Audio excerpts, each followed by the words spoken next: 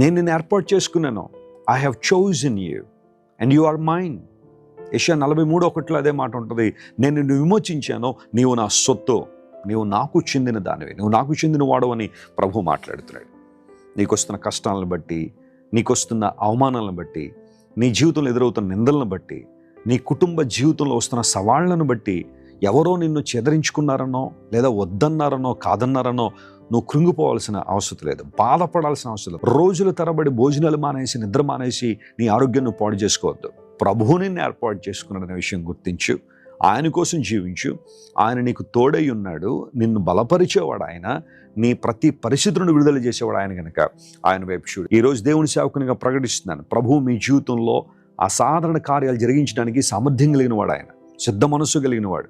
నువ్వు ఆయనకి నీ చేయిస్తే, ఆయన కోసం నువ్వు జీవించాలని ఆశపడితే, ప్రతికూల పరిస్థితుల్లో కూడా దేవుడు నువ్వు గట్టిగా పట్టుకోగలిగితే, దేవుడు నిన్ను హెచ్చించే విధానాన్ని చూసి అనేక మంది దేవుడిని మహింపరచబోతున్నారు, ఘనపరచబోతున్నారు. నమ్ముదామా ఈ వాగ్దాన సత్యాన్ని? ఈరోజు ఈ వాగ్దానాన్ని క్లెయిమ్ చేసి ప్రభువును స్తుతించండి, ప్రభు వైపు చూడండి. గొప్ప కార్యాలు మీ జీవితంలో జరుగును గాక.